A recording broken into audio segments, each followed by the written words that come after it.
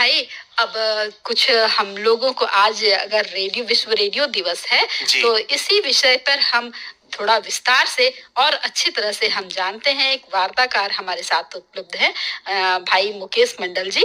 तो आइए अनु भाई, इन विश्व रेडियो दिवस पर इनकी एक वार्ता हम सुनते हैं। प्रथम जी। प्रसारण है, आइए सुने। बिल्कुल।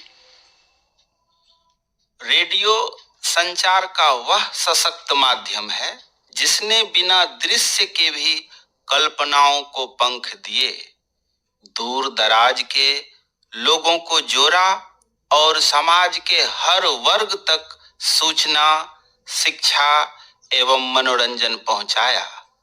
तकनीक के इस तेज डिजिटल युग में भी रेडियो अपनी प्रासंगिकता बनाए हुए है।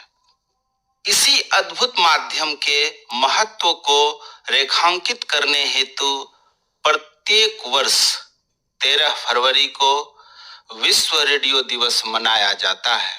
रेडियो केवल एक यंत्र नहीं, बल्कि एक विचार है जो आवाज के माध्यम से चेतना जगाता है, लोकतंत्र को मजबूत करता है और समाज को नई दिशा देता है। विश्व रेडियो दिवस की शुरुआत यूनेस्को के प्रयासों से हुई। 13 फरवरी 1946 को संयुक्त राष्ट्र रेडियो का पहला प्रसारण हुआ था। इसी ऐतिहासिक दिन को स्मरण करते हुए यूनेस्को ने वर्ष 2011 में 13 फरवरी को विश्व रेडियो दिवस घोषित किया, जिसे संयुक्त राष्ट्र महासभा ने 2012 में औपचारिक मान्यता प्रदान की। इस दिवस का उद्देश्य रेडियो के महत्व को वैश्विक स्तर पर पहचान दिलाना, रेडियो प्रसारण की स्वतंत्रता को बढ़ावा देना और विकासशील देशों में रेडियो की पहुंच को सशक्त बनाना है। रेडियो के विकास की कहानी वैज्ञानिक प्रयोगों और मानवीय जिज्ञासा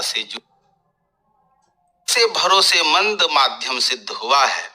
रेडियो नागरिकों को अभिव्यक्ति का मंच देता है और सरकारी योजनाओं की जानकारी जनता तक पहुंचाता है। आकाशवाणी भागलपुर की स्थापना 5 मार्च 1967 को शहर के आदमपुर क्षेत्र में की गई है। यह केंद्र बिहार, झारखंड के कुल 17 जिलों में अपने सेवा क्षेत्र में यह शामिल करता है और अब मोबाइल एप्लीकेशन के जरिए विश्व में कहीं से भी आकाशवाणी भागलपुर को सुना जा सकता है। आकाशवाणी भागलपुर के कार्यक्रमों में फिल्म संगीत के माध्यम से मनोरंजन के साथ साथ शास्त्रीय संगीत एवं लोक गीतों का भी विशेष स्थान प्राप्त है।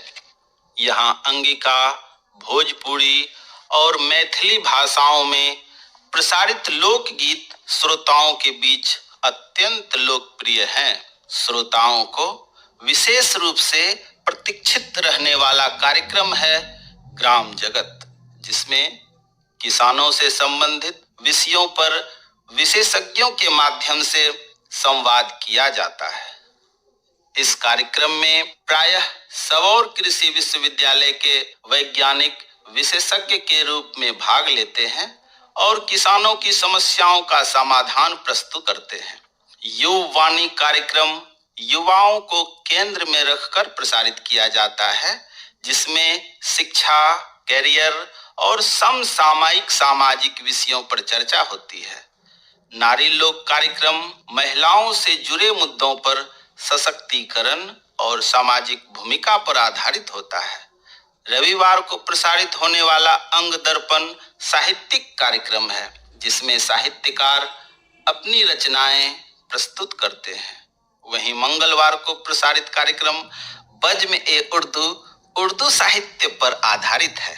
इस प्रकार आकाशवाणी भागलपुर मनोरंजन, शिक्षा, कृषि, साहित्य और संस्कृति सभी क्षेत्रों में अपनी विशिष्ट पहचान बनाए हुए हैं। सामुदायिक रेडियो जन भागीदारी का सबसे सशक्त और जमीनी रूप है। यह स्थानीय भाषा, संस्कृति और समस्याओं पर केंद्रित होता है। किसानों को कृषि तकनीक, महिलाओं को स्वास्थ्य और अधिकारों की जानकारी, युवाओं को शिक्षा व रोजगार मार्गदर्शन। सामुदायिक रेडियो वास्तव में जनता का रेडियो है, जहां जनता ही निर्माता बनते हैं। डिजिटल युग में रेडियो की प्रासंगिकता ऐसा माना जाता है कि टीवी और इंटरनेट के आने से रेडियो समाप्त हो जाएगा, लेकिन वास्तविकता इसके विपरीत है। एफएम रेडियो, ऑनलाइन रेडियो और पॉडकास्ट मोबाइल रेडियो ऐप्स आज रेडियो के नए रूप में हमारे साथ हैं। पॉडकास्ट के रूप में रेडियो फिर से युवाओं की पसंद बन रहा है।